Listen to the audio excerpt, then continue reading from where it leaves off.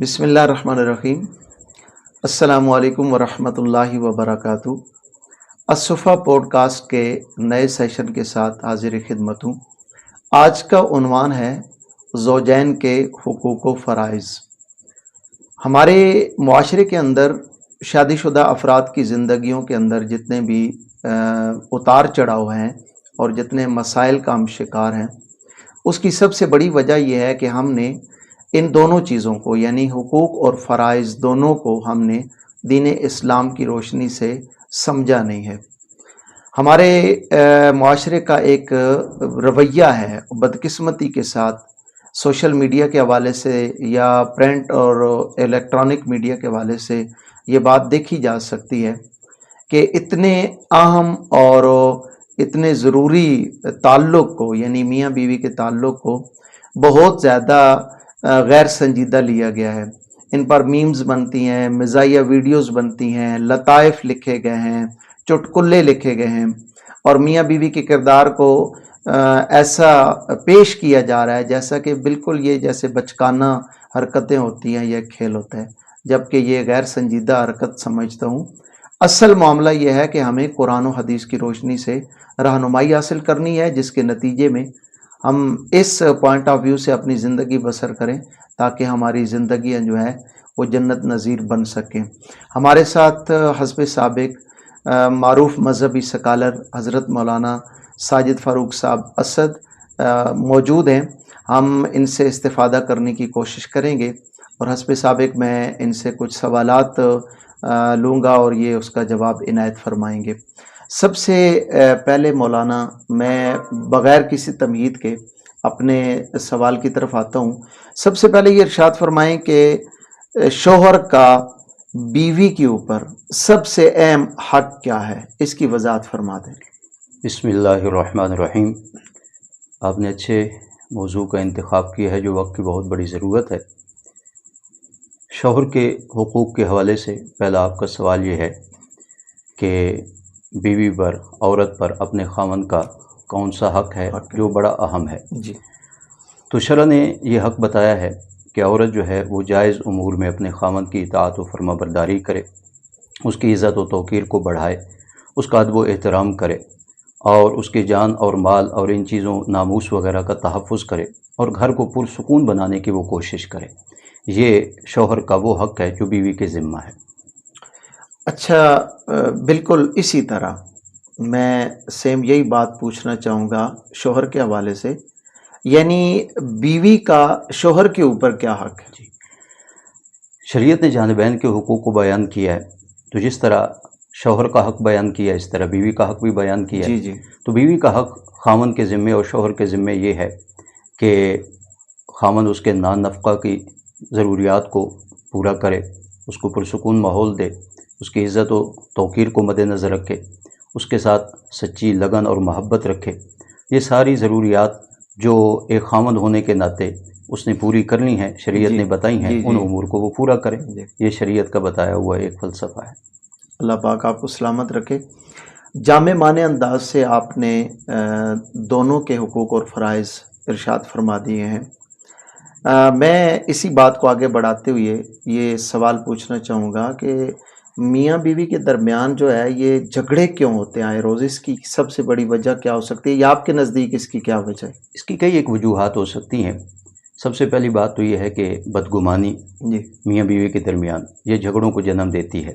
بے اعتمادی یہ بھی جھگڑوں کو جنم دیتی ہے، اور اسی طرح اناج جو ہے وہ کبھی کبھی حائل ہو جاتی ہے، اس کی وجہ سے بھی میاں بیوی کے درمیان دوریاں پیدا ہوتی ہیں۔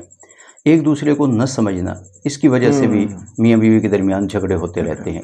اسی طریقے سے جو ہمیں سوشل میڈیا کے ذریعے چیزیں دکھائی جاتی ہیں، یا ادھر ادھر سے ہم بہت ساری چیزیں سنتے ہیں اور ان کو اپنی زندگی کا حصہ بناتے ہیں اور ایک دوسرے سے توقعات جوڑ لیتے ہیں۔ جی جب یہ توقعات پوری نہیں ہوتی تو آٹومیٹیکلی جھگڑے ہوتے ہیں۔ تو یہ چند اسباب ہیں جن کی وجہ سے میاں بیوی کے درمیان جھگڑے ہوتے ہیں۔ اچھا، میں نے اس حوالے سے جہاں تک پڑھا ہے یا عام لوگوں کے جو خیالات ہیں ان کا مطالعہ کیا ہے، جو لوگ بتاتے ہیں، اظہار خیال کرتے ہیں، ان کا کہنا یہ ہوتا ہے کہ میاں بیوی کے درمیان اگر صرف دو چیزیں ہوں، محبت اور باہمی احترام، جی تو زندگی جو ہے سفل ہو جاتی ہے اور یہ جھگڑے ختم ہو سکتے ہیں. کیا آپ سمجھتے ہیں یہ دو چیزیں کافی ہیں؟ دونوں چیزیں بہت زیادہ ضروری ہیں، بلکہ میں سمجھوں گا یہ لازم ملزوم ہے. محبت بھی ضروری ہے اور احترام بھی ضروری ہے، بلکہ احترام کی وجہ سے ہی محبت کا رشتہ مضبوط ہوتا ہے. میاں بیوی اگر صرف محبت پر فوکس کریں جی اور ادب و احترام کے دائرے سے نکل جائیں تو یہ محبت بھی فلاپ ہو سکتی ہے. تو محبت کو مضبوط کرنے کے لیے احترام بڑا ضروری ہے. تو دونوں ہی چیزوں کی وجہ سے یہ رشتہ مضبوط ہوتا ہے. اچھا، بعض اوقات نا چونکہ زوجین کے اندر معاملات تلخی تک پہنچ جاتے ہیں، تو غصے میں سب سے زیادہ جہاں محتاط ہونے کی ضرورت ہوتی ہے، غصے کے اندر اکثر جانبین کی طرف سے، میاں کی طرف سے یا بیوی کی طرف سے کچھ الفاظ نکل جاتے ہیں زبان سے. تو اس بارے میں تھوڑی سی رہنمائی فرمائیں کہ ان الفاظ کا اثر کیا پڑتا ہے یا وہاں کرنا کیا چاہیے؟ اسی کی وجہ سے ویسے بھی آدمی تجربہ کر سکتا ہے کہ بہت سارا نقصان اٹھانا پڑتا ہے. اور جہاں پھر یہ مقدس رشتے ہوں ان کو مزید مضبوط کرنا چاہیے تو وہاں تو غصے والے الفاظ کی وجہ سے بہت زیادہ نقصان ہوتا ہے، دوریاں پیدا ہوتی ہیں. تو ایسے مواقع پر کہ جب کوئی خلاف مزاج بات جانبین ایک دوسرے سے محسوس کریں تو غصے پر ضبط کریں اور کنٹرول کریں.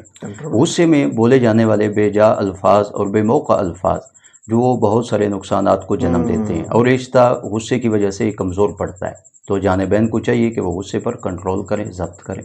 یعنی اصل جو اپنے اوپر کنٹرول کرنے کا ٹائم ہوتا ہے وہ غصے کے وقت ہوتا ہے، غصے کے وقت کنٹرول کرنا ضروری ہوتا ہے. اور غصہ ایک فطری چیز ہے لیکن حد سے زیادہ اس کی لمٹ سے جب بڑھنے لگے تو شریعت اس کو ضبط کرنے کا کہتی ہے. یہ بھی ایک لازمی بات ہے کہ غصہ آتا ہے خلاف مزاج باتوں پر، لیکن اس کو ضبط کرنا کمال ہے. اچھا، سوشل میڈیا پہ میں یہ تو نہیں کہوں گا کہ بالکل ہی کوئی نیگیٹیوٹی پھیلائی جا رہی ہے، بہت زیادہ اچھی چیزیں بھی مل سکتی ہیں، ایک اچھا پلیٹ فارم ہے، لیکن دیگر معاملات زندگی پر اثر انداز ہونے کے ساتھ ساتھ کیا سوشل میڈیا میاں بیوی کے تعلقات پہ بھی اثر انداز ہو رہا ہے؟ یہ تو لازمی بات ہے. جہاں آپ نے کہا ہے کہ سوشل میڈیا کے مثبت نتائج بھی سامنے ہیں تو وہاں منفی نتائج بھی ہیں. آئلی زندگی، گھریلو زندگی پر لازمی بات ہے اس کے برے اثرات مرتب ہو رہے ہیں. جو کچھ ہمیں دکھایا جا رہا ہے اس میں عموماً ایسے ہی دکھایا جا رہا ہے کہ میاں بیوی کے درمیان انڈرسٹینڈنگ نہیں ہے، بدگمانیاں ہیں، غلط فہمیاں ہیں، اور ان غلط فہمیوں کا نتیجہ آخر تک طلاق تک پہنچتا ہے. اور یہی مضامین ہمارے ذہنوں میں بھرے جا رہے ہیں. تو سوشل میڈیا پر یہ منفی چیزیں لینے سے میاں بیوی کے درمیان آٹومیٹیکلی دوریاں ہوتی ہیں اور گھر کا ماحول متاثر ہوتا ہے. اچھا، ایک سوال مولانا میں یہ کرنا چاہوں گا کہ ہمارے معاشرے میں نا یہ جو دو بندوں کا تعلق ہوتا ہے میاں اور بیوی کا، اس میں دوسرے لوگوں کی انوالومنٹ جو ہے، ان کی مداخلت، وہ پازیٹیو ہو یا نیگیٹو ہو، یقیناً اثر انداز ہوتی ہے. لیکن ایک چیز جو ہے، کیا زوجین میں سے ہر ایک کو اپنی ہر بات پیرنٹس کو بتانی چاہیے، ان سے شیئر کرنی چاہیے؟ اس کے بارے میں تھوڑی سی رہنمائی ارشاد فرما دیں. بہت اہم بات کی طرف آپ نے توجہ مبذول کرائی ہے. میں یہاں ایک لطیفے کے طور پر یہ بات عرض کروں گا کہ نکاح میں بلوغت جو ہے نا وہ شرط ہے، عقل بھی شرط ہے. تو ظاہر بات ہے اس سے انسان کام بھی لے اپنی عائلی زندگی کو بہتر بنانے کے لیے کہ ہر بات اگر کسی کے ساتھ شیئر کی جائے گی تو ہر بندہ سمجھتا ہے کہ اس میں فائدے کے بجائے نقصانات زیادہ ہیں. جہاں تک آپ کا سوال تھا کہ مثبت دخل اندازی ہو یا منفی انداز سے دخل اندازی ہو، دونوں ہی صورتوں کا بائیکاٹ کرنا چاہیے. زوجین کو چاہیے کہ اپنے معاملات اپنے تک رکھیں.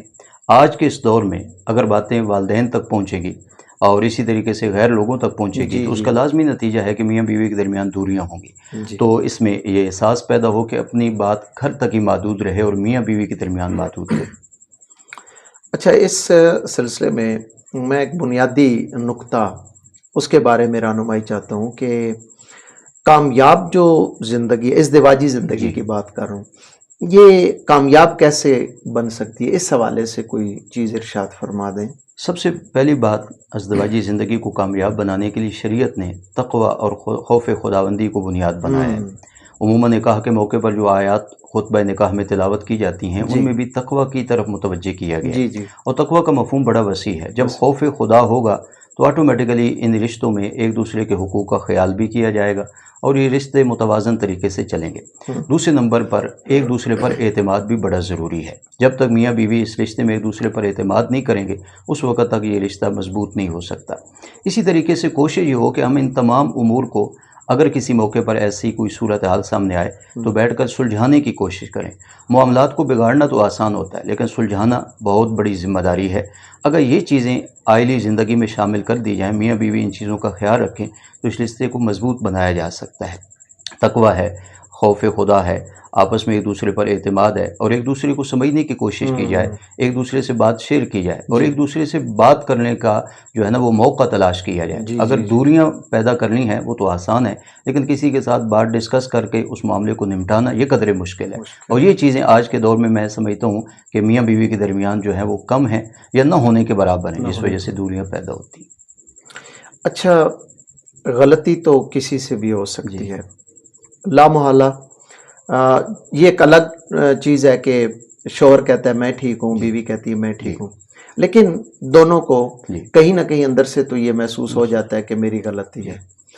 تو اس کا جو حل ہے نا، جو شریعت نے رہنمائی کی، آپ بہت بہتر سمجھا سکتے ہیں، وہ ہے معافی مانگنا. تو لوگ اس کو سمجھتے ہیں کہ یہ کمزوری ہے، یہ غلط تصور ہے. اس حوالے سے رہنمائی کریں کہ کیا اس کو کمزوری سمجھنا یا اسے کمزوری سمجھ کر کے اپنی غلطی پہ ڈٹ جانا، اس کا کیا امپیکٹ پڑ سکتا ہے؟ اگر کہیں معافی مانگنے میں کوئی چیز حائل ہو رہی ہے نا تو وہ عموماً انسان کی انا ہوتی ہے، ایگو ہوتا ہے. آدمی کہتا ہے میں کیوں معافی مانگوں. اور جس طرح آپ نے اس پر روشنی ڈالی ہے کہ عموماً لوگ اس کو کمزوری سمجھتے ہیں، میں سمجھتا ہوں کمزوری نہیں ہے. معافی میں پہل کرنے والے آدمی کی عزت افزائی ہوتی ہے، شریعت نے اس بات کی ضمانت دی ہے. اور دوسرا، اس اینگل سے اگر سوچا جائے کہ معافی مانگ لینے سے اگر معاملہ سلجھتا ہے تو ہر آدمی کو پہل کرنی چاہیے. عام زندگی میں بھی معافی مانگ لینے میں کوئی حرج نہیں، اور خاص کر جہاں رشتے بچانے ہوں اور معافی پر یہ سارا انحصار ہو تو وہاں آگے بڑھ کر کے معافی مانگ لینی چاہیے. اس میں نہ عورت اس چیز کو عار محسوس کرے اور نہ ہی خاوند جو ہے شوہر اس چیز کو عار محسوس کرے. معافی سے معاملات جو ہے وہ سلجھ سکتے ہیں. تو ایگو اور انا اور ان چیزوں کو ہرگز حائل نہ ہونے دیا جائے. اس حوالے سے ہم پہلے بھی بات کر چکے ہیں کہ بگاڑ کا ایک سبب غصہ ہے اور حد سے زیادہ بڑھ جانا. تو زوجین کے اندر جب یہ کیفیت پیدا ہوتی ہے تو اس کو یعنی غصے کو کنٹرول کرنا ضروری سمجھتا ہوں. آقا کریم صلی اللہ علیہ وسلم کے ارشاد کا مفہوم ہے کہ طاقتور وہ ہے جو غصے کے وقت اپنے آپ کو کنٹرول کر سکے، نہ کہ وہ اس کا اظہار کر دے یا اس کے نتیجے میں کوئی کام کر گزرے. غصے کو کنٹرول کرنے کے حوالے سے رہنمائی درکار ہے کہ کس طرح سے کنٹرول کر سکتے ہیں. یہ بڑا اہم سوال ہے. جانبین کو بھی اس سے فائدہ ہوگا. میاں بیوی کے چونکہ حقوق ہم ڈسکس کریں اور عموماً بھی ہمارے ناظرین اور سامعین کو اس سے فائدہ ہوگا. آپ صلی اللہ علیہ وسلم کا ارشاد ہے، بلکہ اس کو میں اگر نبی وظیفہ کہوں تو اس میں کوئی دو رائے نہیں ہوگی. حضور اکرم صلی اللہ علیہ وسلم کا ارشاد ہے، بخاری شریف میں ہے. آپ صلی اللہ علیہ وسلم نے فرمایا جس آدمی کو غصہ آئے تو وہ اعوذ باللہ من الشیطان الرجیم پڑھے تو اس کا غصہ رفع ہو جائے گا. اور اس کی علت اور وجہ یہ ہے کہ الغضب من الشیطان، شیطان کی طرف سے غصہ ہے. جب اس موقع پر بندہ اپنے آپ کو اپنے رب کی پناہ میں دے گا تو غصے پر ضرور کنٹرول ہوگا. دوسرا یہ بھی طریقہ کارگر ہے کہ آدمی اس موقع پر پانی پیے، اپنی حیت بدل لے. اور میاں بیوی خاص کر اس چیز کو مد نظر رکھیں کہ اگر کہیں تلخ کلامی ہو رہی ہے اور غصے کی کیفیت بن رہی ہے تو میاں جو ہے وہ سائڈ پہ ہو جائے. عورت کو چاہیے وہ اپنے کام کاج میں مصروف ہو جائے. بلکہ خاوند کے لیے تو بہترین آپشن ہے کہ وہ گھر سے باہر چلا جائے، دوستوں کے ساتھ بیٹھے اور اس معاملے کو اگنور کرنے کی کوشش کرے. اور عورت کو چاہیے کہ ایسے موقع پر خاموشی اختیار کرے. جب خاوند کو غصہ آیا ہوا ہے اپنے کام کاج میں لگ جائے اور تھوڑی دیر کے بعد آپ دیکھیں گے کہ دونوں ریلیکس ہو جائیں گے. اگر ان ٹپس پر ہم اپنی عملی زندگی میں عمل کریں تو غصے پر قابو پایا جا سکتا ہے. زبردست. یعنی غصے کو کنٹرول کرنے کا جو مین ایلیمنٹ میں سمجھوں وہ خاموشی. یعنی خاموشی کی وجہ سے ہم تھوڑا پرسکون رہیں گے تو شاید جو الفاظ یا جو ہم ریئیکشن دینا چاہ رہے ہوں گے تو وہ ہمیں بعد میں محسوس ہونے لگ جائے گا کہ میں نے اگر دے دیا ہوتا تو بہت غلط ہو جاتا. جزاک اللہ خیرہ. اچھا، ایک چیز جو باہمی تعلقات ہیں زوجین کے، ان کے خرابی کا باعث بنتی ہے، یا جو میں نے کچھ واقعات کو دیکھا ہے یا سنا ہے، اس میں ایک چیز یہ ہے کہ اگر بیوی وہ ہاؤس وائف نہیں ہے، جاب کرتی ہیں، کوئی کام کرتی ہیں یا مطلب اپنا کما رہے ہیں، تو کیا اس سے خاوند کو یہ سمجھ لینا چاہیے کہ جی ٹھیک ہے بیوی چونکہ کما رہی ہے اور میں آرام سے بیٹھ جاؤں، میری کوئی ذمہ داری نہیں ہے؟ یہ ہرگز ایسا نہیں ہے. شرع کا جو تصور ہے وہ یہ ہے کہ یہ سارے معاملات جو مالی ہیں یہ خاوند کی ذمہ داری میں آتے ہیں. اگر بیوی جاب کرتی ہے، یہ ایک الگ مسئلہ ہے کہ دور حاضر میں عورت کا جاب کرنا کیسا ہے. اور اس کے لیے کیا شرائط ہیں، کیا قیودات ہیں، یہ ایک الگ ٹاپک ہے.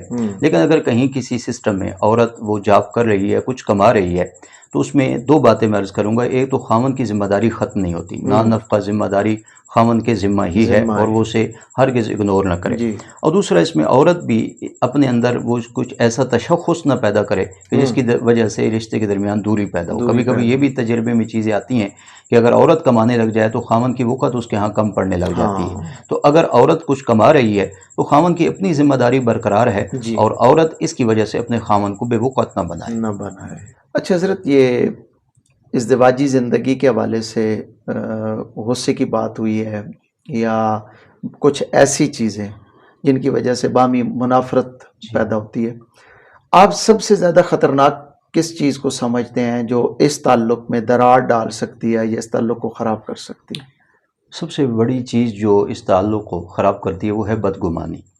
جب میاں بیوی ایک دوسرے کے بارے میں بدگماں ہوتے ہیں اور یہ بدگمانی صرف بدگمانی تک محدود نہیں رہتی، پھر اس کے بعد کچھ اقدامات ایسے کیے جاتے ہیں کہ جس کی وجہ سے یہ رشتہ پامال ہو جاتا ہے. مثال کے طور پر میں یہاں یہ بات عرض کروں گا کہ اگر عورت اپنے خاوند سے بدگماں ہے کہ وہ مجھے وقت نہیں دے رہا یا اور کوئی بدگمانی اس نے اپنے ذہن میں پا رکھی ہے، تو عاملین کے پاس جانا، تعویذ گنڈے کرنا اور ان چیزوں کے اندر ملوث ہو جانا، یہ چیزیں مزید بدگمانی کو بڑھاتی ہیں. جب کسی عامل کے پاس جا کر کے وہ اس ذہن کو پختہ کر دے گا کہ واقعتاً تیرا خاوند تیرا حق ادا نہیں کر رہا اور اس کے بارے میں یہ پرابلم چل رہی ہے، تو عورت تو ہے صنف نازک ہے، اس نے یہ بات ذہن میں بٹھا لینی ہے اور بدگمانی جو ہے نا وہ مزید مضبوط سے مضبوط ہوتی جائے گی. اور جتنی بدگمانی کی جڑیں مضبوط ہوں گی اتنا ہی رشتہ پامال ہوگا. تو جانبین کو چاہیے کہ وہ بدگمانیاں ختم کریں، ایک دوسرے سے اچھا گمان. ویسے بھی ظن المؤمنین خیرہ، ہر مومن کے بارے میں اچھا گمان ہونا چاہیے. تو جانبین کو تو یہ پاسداری بہت زیادہ ضروری ہے. مجھے اگر آپ اجازت دیں ایک چیز ایڈ کر دوں کہ بدگمانی اصل میں اس کی جو بڑی بنیاد ہوتی ہے وہ زوجین میں سے ایک دوسرے کے بارے میں اگر کوئی سوال پیدا ہوتا ہے یا ذہن کے اندر کوئی شک جنم لیتا ہے، تو میں یہ سمجھتا ہوں کہ بجائے دائیں بائیں اس کو ڈسکس کرنے کے یا اس کا خود سے حل تلاش کرنے کے، پہلے کلیئر کر لینا چاہیے کہ میں ٹھیک ہوں یا غلط ہوں. یعنی جو میں سوچ رہا ہوں واقعتاً اسی طرح ہے یا میں غلط سوچ رہا ہوں.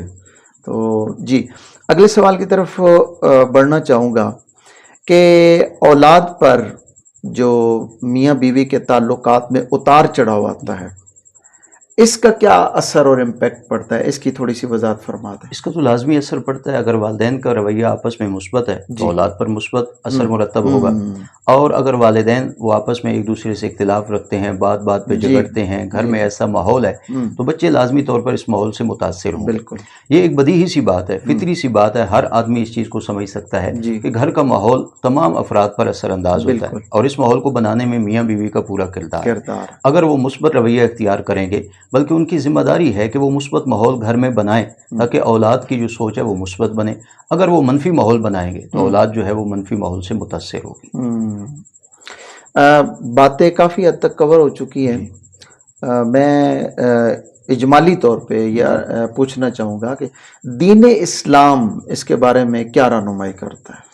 دین اسلام کی رہنمائی تو بالکل واضح ہے. جس دین نے ہر ایک کا حق بتایا ہے اس نے میاں بیوی کے حقوق بھی بتائے ہیں.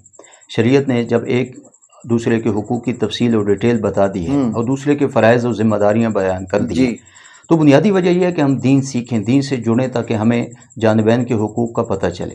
اور حقوق کے پتہ چلنے کے بعد اس کا ہرگز مقصد نہیں کہ حقوق پامال کیے جائیں. جب کسی کا حق معلوم ہوتا ہے تو بندے کو اپنی ذمہ داری کا بھی احساس ہوتا ہے کہ فلاں کا حق ہے اور یہ میرا فرض ہے، تو اپنے فرائض کی ادائیگی کی طرف بندہ متوجہ ہو. ہر باب میں شریعت نے حقوق فرائض تفصیل کے ساتھ بتا دی ہیں. شرع کی پوری رہنمائی موجود ہے. ہمیں دین سے جڑنا چاہیے.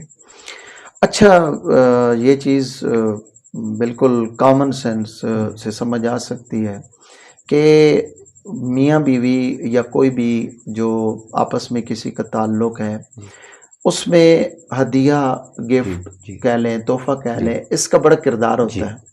اس کا تبادلہ کرنا چاہیے. میاں بیوی آپس میں کچھ چیزیں ضرور شیئر کرتے ہیں، لیکن میں یہ پوچھنا چاہوں گا کہ ان کا ایک دوسرے کو دیا جانے والا سب سے بڑا تحفہ کیا ہے؟ بہت اچھا سوال ہے. ویسے بھی اس کے ضمن میں یہ عرض کروں کہ واقعتاً محبت پیدا کرنے کے لیے تحفے کا تبادلہ بڑا ضروری ہے. حدیث پاک میں بھی یہ مضمون آیا ہے. تو میاں بیوی اگرچہ کوئی مادی چیز ایک دوسرے کو گفٹ کریں تو اس کی بھی بڑی ویلیو ہے، لیکن اس سے زیادہ حصی چیز مثال کے طور پر محبت ہے، احترام ہے، یہ سب سے بڑا گفٹ ہے. اگر جانبین اس چیز کا تبادلہ کریں تو یہ اس رشتے کو مزید مضبوط کرتا ہے. مادی چیزوں کی اتنی ویلیو نہیں ہے جتنی محبت اور احترام اور ایک دوسرے کی شخصیت کو سمجھ کر اس کی قدر و منزلت کو جان کر اس کو ویلیو دینے سے محبت بڑھتی ہے. زبردست. مولانا بدقسمتی سے حالات یا جو رویے ہیں وہ لے جاتے ہیں ایک آخری حد تک، جس کے بارے میں ہم ایک پوڈ کاسٹ میں یہ تفصیل سے بات کر چکے ہیں، طلاق کے بارے میں. تو یہ نوبت وہاں تک کیوں چلی جاتی ہے؟ کیا یہ اتنا کمزور رشتہ ہوتا ہے کہ وہاں ڈائریکٹ پہنچا جا سکے یا پہنچ جانا چاہیے؟ پہلے بھی اس پر بات ہوئی ہے، مزید آپ نے یہ سوال کیا ہے. تو وہ یہ اسباب ہیں، ان اسباب پہ بندہ غور کرے تو وہ سارے اسباب بندے کو طلاق تک لے جاتے ہیں. بدگمانیاں، غلط فہمیاں، ایک دوسرے کے درمیان انڈرسٹینڈنگ نہ ہونا، ایک دوسرے کو سمجھنا نہیں، محبت و احترام نہ دینا ایک دوسرے کو، تو یہ چیزیں طلاق تک کی نوبت تک پہنچا دیتی ہیں بندے کو. لیکن اس سے پہلے بھی بات کی ہے، دوبارہ میں یہ پیغام دوں گا کہ طلاق ایک آخری آپشن ہے، فوراً اس کی طرف نہ بڑھنا چاہیے. معاملات کو سلجھانا چاہیے. فطری بات ہے کہ اختلاف ہو جاتا ہے، تو جہاں غلط فہمیاں ہیں، بدگمانیاں ہیں، جو اصل ریزن اور سبب بن رہا ہے اختلافات کا، ان کو ختم کیا جائے اور ان چیزوں سے بچا جائے، بلکہ حد الوسع اس رشتے کو نبھایا ہی جائے، بجائے اس کے کہ ہم اس رشتے سے الگ ہو جائیں ایک دوسرے سے. میں مختلف پیرایوں میں یہ چیز پہلے آپ سے پوچھ چکا ہوں. بس یہ چاہوں گا کہ کوئی سنہری اصول بتا دیں جس پر چلتے ہوئے یہ تعلق مضبوط بن سکے. اس کے ضمن میں بھی بات ہو چکی ہے. تو سنہری اصول یہی ہے کہ نکاح کی اصل حکمت کو سمجھا جائے. جب نکاح ہو رہا ہوتا ہے تو نکاح کی نیت، ارادہ جب کیا جاتا ہے تو اس وقت یہی ارادہ ہوتا ہے کہ ہم اس رشتے کو نبھائیں گے. تو وہ ایک ذمہ داری ہے جانبین، اس کا بھی خیال رکھیں کہ نکاح کے رشتے میں ہم بندے ہی اس لیے تھے کہ اس رشتے کو ہم نے نبھانا ہے، بنیاد کو توڑنا ہے. اور دوسرا یہ چیزیں جو درمیان میں ہم نے ذکر کی ہیں، ان چیزوں کو اپنی زندگی سے ڈیلیٹ کیا جائے، ان چیزوں کو اپنی زندگی سے نکالا جائے جو رشتے کو کمزور کرتی ہیں. اور سب سے بڑی چیز اس رشتے کو مضبوط کرنے میں احساس ہے. اگر جانبین ایک دوسرے کا احساس کریں اور وہ رشتے کو نبھائیں تو وہ ان تمام چیزوں کو اپنی زندگی سے نکالیں جن کی وجہ سے یہ رشتہ کمزور پڑتا ہے. اور وہ ہر آدمی سمجھ سکتا ہے کہ کون سی وجوہات ہیں جس کی وجہ سے یہ اتنا مقدس رشتہ کمزوری کی طرف جا رہا ہے. تو ہم اپنی زندگی سے ان تمام چیزوں کو نکالیں اور یہ احساس پیدا کریں کہ ہم نے آخر دم تک اس رشتے کو نبھانا ہے. یہ سب سے بڑا سنہری اصول ہے. جی اچھا، قرآن مجید کے اندر کچھ مقامات پر زوجین کو ایک دوسرے کا لباس قرار دیا گیا ہے، تو اس کی تھوڑی سی وضاحت چاہوں گا کہ اس کا مطلب کیا ہے کہ میاں بیوی ایک دوسرے کے لیے لباس ہیں؟ جی یہ بڑا اچھا سوال ہے اور قرآن کا یہ جملہ بھی حل ہوگا، بعض اوقات ساتھی اس سے لطف لیں گے. جی لباس کہنے میں ایک خاص کنایہ اور اشارہ موجود ہے. جس طرح لباس آدمی کے عیب چھپا لیتا ہے، اسی طرح میاں بیوی کو بھی چاہیے ایک دوسرے کے عیبوں کو چھپائیں. اور بلکہ یہ ایک نیا ٹپس ہے کہ جس کی وجہ سے یہ رشتہ مضبوط ہو سکتا ہے. جب میاں بیوی ایک دوسرے کے عیوب پر پردہ ڈالیں گے اور چھپائیں گے تو رشتہ مضبوط ہوگا. تو لباس کہنے کی وجہ یہ ہے کہ یہ ایک دوسرے کے عیوب پر پردہ ڈالیں. اور دوسرا، جس طرح لباس آدمی کی ضرورت ہے، بنیادی ضروریات میں سے ہے، اسی طرح اس جملے میں یہ احساس دلایا گیا کہ میاں بیوی ایک دوسرے کی ضرورت ہے. ہن لباس لکم وانتم لباس لہن. اگر اس پیرائے کو آدمی سمجھ لے تو یہ لباس کا لفظ قرآن نے بول کر کے ایک دوسرے کو احساس دلایا ہے کہ تم ایک دوسرے کی ضرورت ہو. جب آدمی کسی کو اپنی ضرورت جانے گا تو ہرگز اس ضرورت سے دستبردار نہیں ہو سکتا. تو یہ پیرایہ قرآن کریم نے اس لیے اختیار کیا ہے کہ اس میں بھی میاں بیوی کو یہ احساس دلایا ہے کہ وہ اپنے ایک دوسرے کے حقوق کو جانیں اور ذمہ داری کو نبھائیں. جزاک اللہ. اچھا، یہ جو تعلقات بگڑتے ہیں سڈنلی، اچانک سے نہیں ہوتا، اس میں ٹائم لگتا ہے، رفتہ رفتہ. جب یہ محسوس ہونے لگے کہ میاں اور بیوی کو کہ ہمارے تعلقات کشیدگی کی طرف جا رہے ہیں یا خدا نہ خواستہ کہیں اینڈ تک نہ پہنچ جائے، تو اس وقت جب یہ فیل ہو تو پھر کیا کرنا چاہیے؟ بہتر یہ ہے کہ وہیں جب محسوس ہو کہ اختلافات بڑھنے کی نوبت آ رہی ہے تو بات کو وہیں ختم کر دینا بہتر ہے، وہاں اس چیز کو بھانپ لینا چاہیے کہ کس کی وجہ سے یہ دوری پیدا ہو رہی ہے۔ اس سے پہلے بھی بات گزر چکی ہے کہ ہم ایک دوسرے کو سمجھیں، جانبین ایک دوسرے کو سمجھیں، تو جہاں سے غلط فہمی کا آغاز ہو رہا ہے وہیں سے اس غلط فہمی کا خاتمہ کیا جائے۔ ہم عموماً ایک دوسرے کو سمجھتے نہیں، غلط فہمیاں پالتے رہتے ہیں، اور نوبت جب یہاں تک پہنچ جاتی ہے کہ وہ اختلاف اب حل ہونے کے قریب تک نہیں رہتا، دوری ہو جاتی ہے، پھر ہم اس کو ڈسکس کرنے کی کوشش کرتے ہیں۔ تو پہلے مرحلے پہ ہمیشہ معاملات کو ڈسکس کر کے ختم کر لینا چاہیے اور حل کر لینا چاہیے۔ حل کر لینا چاہیے۔ اچھا، ایک چیز بڑی آکورڈ سی لگتی ہے اور مجھے فیل ہوتا ہے کہ اس میں زیادتی ہو رہی ہے، وہ یہ ہے کہ ہمارے معاشرے میں نا یہ کہا جاتا ہے کہ جو بیٹیوں والے ہوتے ہیں نا ان کو جھکنا چاہیے، یعنی اس تعلق کو نبھانے کے لیے ان کو قربانی دینی چاہیے۔